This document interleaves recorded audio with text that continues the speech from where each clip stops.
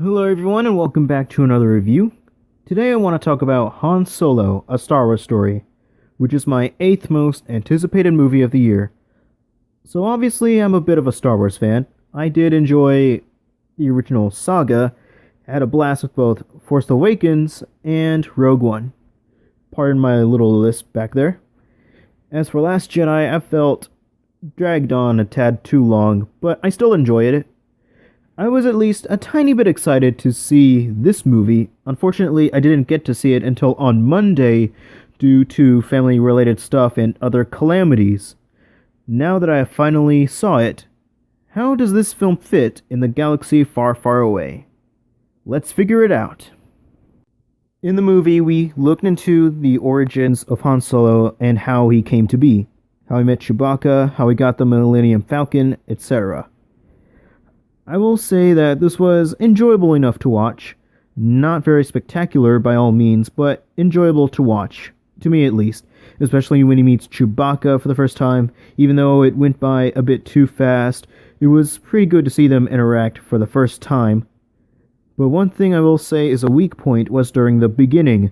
I felt what I saw there was just a cliched way of giving Solo himself a motivation of why he's doing what he's doing. I also want to say this is a smaller scale type of Star Wars movie. Like, you don't see a lot of movies' climax being really huge and exciting. However, there was one thing in the movie that left me surprised when it appeared. It left me wanting to drop my jaw because, well, guess what? It was exciting. There is one disgusting part with the Falcon involving the space clouds. I was like, ugh, that thing looks really disgusting. One thing I want off of my chest is that all of this was for the sake of some type of batteries or, I don't know, nuclear stuff. It's like doing a lot of tasks for the sake of getting a movie or getting a new video game. My apologies on that remark, by the way. I hope I don't offend people. And if I do, like I said, my deep apologies for that. So moving on, for the characters we have the young Han Solo. At the start, like I said, his motivation is a little weak, but that's what's awesome for me is when he interacts with other characters, especially Chewbacca. While Chewbacca himself is also awesome in this movie, how he interacts with other characters is the highlight for me. And there's also, let's just name Lando or something. Right here, he's basically a gambler and a bit of a cheating one of that. There was one moment with him, to be honest, it weirded me out a bit. Let's see, there's this character whose name is Qi'ra, I don't know, but let me spell it out. Q-I apostrophe R-A. She is like Solo's girlfriend slash love interest.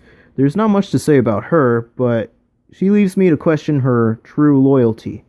There's also Tobias Beckett, who's like a mentor to Solo. Let me say this, entertaining until the very end. And then there's the villain, Drayden Voss. He is the villain of the movie, and to be honest to myself, he is like a Far Cry villain, but in a Star Wars movie. He even has some facial scars to prove it. So as a whole, this is pretty much one of the weaker Star Wars films. But did it bother me? Not much. I still had a good time watching it. Star Wars or not, I'd still had an enjoyable time. In fact, I believe I enjoyed this movie at least a tiny bit more than Deadpool 2, but that's just me. So I'm going to give Han Solo a 7.5 out of 10. I want to apologize for putting up this review really late. Like I said, a lot of calamities and had to attend a party, but finally I got this out of the way. And that's all that matters. So join me next time for my review of either Incredibles 2 or Jurassic World 2, depending on my time and money. And also be on the lookout for videos on The Last Guardian. Don't forget to like this video, comment down your thoughts on this movie if you've seen it, and as usual, hope you all have a great day.